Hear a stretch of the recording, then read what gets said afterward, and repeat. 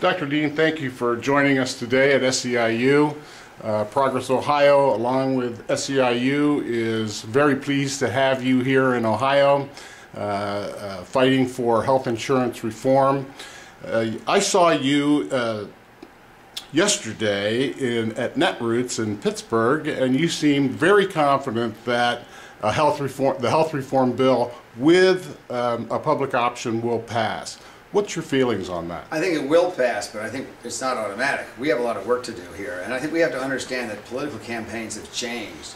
The election of Barack Obama was the beginning, not the end. The reason to elect Barack Obama was so that we could get some of the changes we so badly needed in America. Now we all got to work for the changes. And the biggest mistake in my generation is to, after we exhausted the country with all the changes, we took a vacation from politics. You can never take a vacation from politics. So all the people who worked so hard to elect Barack don't need to go back and sleep on floors for 20 weeks, but they do need to be calling their congresspeople, emailing everybody in Congress, contacting people in other states, putting together networks, getting out and doing the kinds of things we're doing today. We did this morning in Aliquippa, Pennsylvania. We need to, this is a major grassroots effort. We need health insurance, and it has to be health insurance reform, which means that you have to have a public option.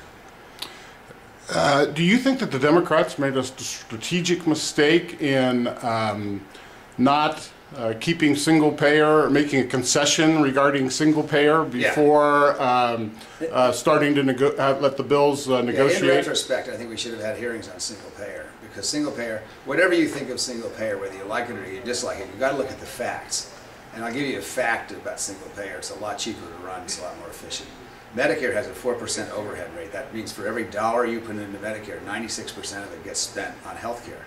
The private insurance industry, at the best, has about a 20% overhead rate. And some of them take out much more than that. That's why the profits are going up so much. So if you have two plans side by side, a public plan, which offers exactly the same things as the private plan, you're going to get 96% return on your money on the private plan, the public plan, and only 80% return on what you put in on the private side. So clearly there's some efficiencies in the single payer, and we ought to look at those efficiencies. Dr. Dean, in your book, Prescription for Real Healthcare Reform, I think I read that you made that you discussed insuring everyone under 25 years of age. Right. Well, here, look, when I wrote the book, I decided that I was not going to criticize Congress or have any additions and subtractions, except for talking about the public option. There's some insurance reform that we ought to do that we did 15 years ago in Vermont, a guaranteed issue and community rating, so you can't charge sick people more than you charge healthy people, and you have to guarantee that you'll insure everybody. But that's insurance reform. That doesn't cost any money. The public option is the key to reform. If you give Americans a choice, they'll reform the system. And what this fight is about is that they're not, the Republicans and the insurance companies are refusing to give Americans the choice to reform the system. We're not saying we're going to make you reform the system, but we'd like the choice to reform the system. And that choice will be the American people's choice. You will choose whether you want a public option or a private option. I think that's reasonable. However, since we're now getting in the realm of the hypothetical, if you were to design a system, what I would use is the components of the system we already have. When I was running for president, I said, look, put everybody under 25 on Medicaid if they'd like to be on Medicaid, because it's cheap. Keeping 25-year-olds in health insurance is insane. It's the biggest group of uninsured people. They're in college, they're out of college, they work for people who don't give benefits, they start their own businesses, they work for people who do give benefits, then they quit and go back to graduate school. This is a nightmare. And you can't give them vouchers, because they'll find a way to sell them on eBay and buy a Harley Davidson because they're 25 and they think that nothing will ever happen to them. So just do what they do in Canada. Just give them health insurance. I wouldn't even charge them for it. I don't like to do things like that. I think everybody ought to pay something. But you've got to face the realities of what it's like to be a 20-something. They just aren't going to do it. And then you can start with this debate. But look, we're not going to do that in this bill. The president's got a more thoughtful bill than that. It's a great idea, but it's not real. And so we'll focus on what the president wants to do. Friday night, or was that Friday night? Thursday night, I believe, when I saw President Clinton speak at Netroots Nation, he said we're on the cusp of a 40-year change in politics in this country, changing to the more progressive line of thinking from our citizenry due to the changes in people that live in Americans, the makeup of our country. What do you have any comment on that? Yeah, I think that's right. But the President Obama's success depends on whether this health care bill passes in a reasonable way soon. As the President said, his ratings are going to go right back up again if he signs this bill, and of course the Republicans don't want that, which is why they're all against the bill. But we've already passed the cusp of this generation. In this election, more people who are under 35 voted than those who are over 65.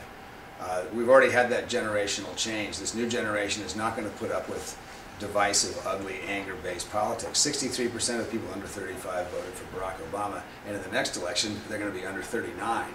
So the people who are going to these meetings and shouting down their congressmen are folks that are getting, that's a group of people that are getting smaller and smaller, and of course the smaller they get, the more frustrated they get, and their anger is understandable. They will come to accept this change, but it's going to take some time. What can those citizens that support healthcare reform do to assist the President and assist those members of Congress who also support it? First of all, you have to define real reform when you talk to your friends. Real reform is a public option, and it means giving the American people a choice. It's nothing to do with Democrats and Republicans in some ways. People who vote against the public option are voting for the health insurance companies and against the American people's ability to choose. We have to remember that as this proceeds.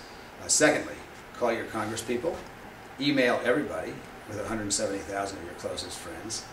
But don't call your congresspeople if they're not in your district, if they don't represent you, because nobody pays attention to that.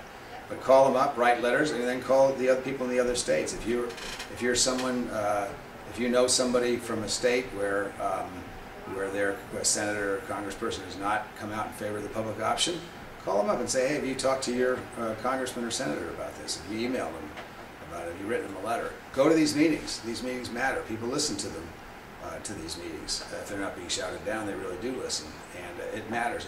There was a great question a couple of days ago when the President went to Montana, asked by a conservative member of the National Rifle Association. But it was a thoughtful, respectful question. We need to be able to answer those kinds of questions if we're going to do this bill. And since the Republicans refuse to have anything to do with this bill, we need somebody, and it could be the average American person, to ask those tough questions. So the Blue Dogs have done a good job with that. We want to hear from a broad cross-section of Americans, not just people who agree with the Democratic Party, because that's going to make it a better bill. Dr. Dean, thanks so much for your time today, and welcome to Columbus, Ohio. Thanks for having me on. We're glad to do it.